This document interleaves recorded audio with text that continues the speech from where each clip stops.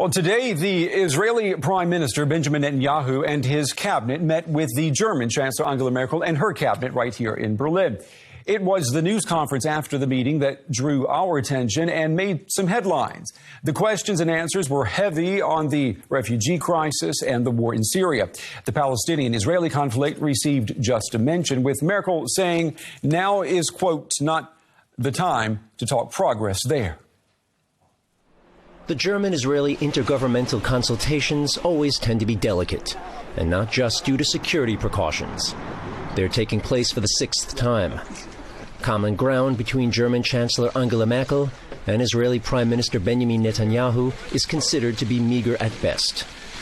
After a past meeting, Merkel announced she and Netanyahu had agreed to disagree. But much has changed in the past year. The war in Syria, Islamic terror, and the refugee crisis have moved to the foreground. Now Israel has become a center of stability. In the midst of this terrific storm, in the midst of this global turbulence, there is one country in the Middle East that maintains not only an advanced society, a democratic society, an innovative society, but a society that maintains the very values that you here in Europe and you in Germany hold dear. Israel's message is clear. You need us. And Netanyahu is using this position of strength to express his resentment over Germany's burgeoning relationship to Iran. The lifting of sanctions against Iran and the recent visits of German cabinet members irritated Israel. Chancellor Merkel attempted to appease. It is understandable that there cannot be normal, friendly ties to Iran as long as Israel's right to exist is not recognized. This is mentioned in every discussion with Iran by the German government, and I would clearly state this myself. What is striking about this year's intergovernmental consultations? The topics that usually dominate were barely touched upon. Israel's conflict with the Palestinians, for example. According to Merkel, right now is not the best time to discuss that problem. Well, I'm happy to welcome here at the big table Deidre Berger. She's director of the American Jewish Committee here in Berlin. Deidre, it's good to see you.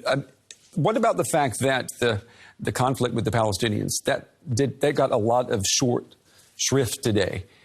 Was that a good thing? It was definitely a good thing. One could say it got too much attention in previous consultations. When we look at what's going on in the Middle East, there are countries unraveling faster, we just saw before Syria, faster than we can even discuss it. Israel is attacked from all sides. Israel is playing a tremendous role in terms of security, also in very close touch with its Western allies. And this is the moment to discuss terrorism and security, and that's what they did.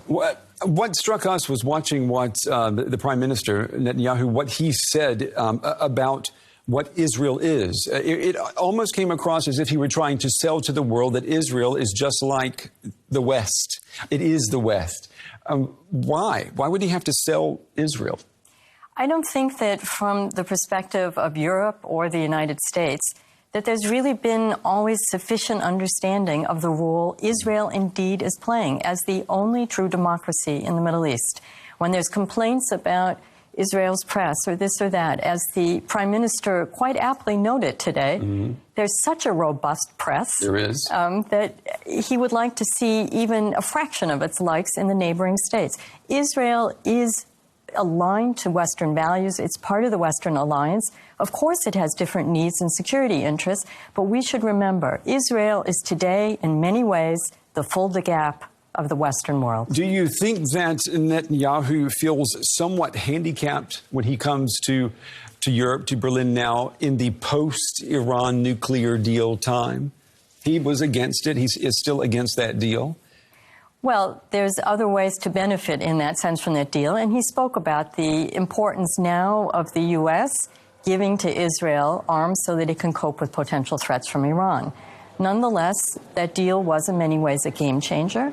It certainly has enabled Iran to beef up its terrorist activities in the region. Israel feels the threat, but now we all do. Let me ask you, while we've got you here, Saudi Arabia and Iran coming into this very complicated equation with Syria right now. I mean, you've got Israel looking at two major enemies now who may actually face off with each other in Syria. What can Israel do with that type of threat? The two countries are not an equal threat to Israel. As we know, there's long been a lot of cooperation with Saudi Arabia. Of course, there are a lot of problems with the country, but Saudi Arabia has tried in many ways to reach out with its peace initiative long ago. I think that there's a lot that can be discussed with the Saudis. Also, ever closer relations between Israel and Egypt, Israel and Jordan. There's new alliances emerging in the Mideast that are necessary to hold off the terror. We haven't won the war against terror in the Mideast yet. And without Israel, it's impossible to win.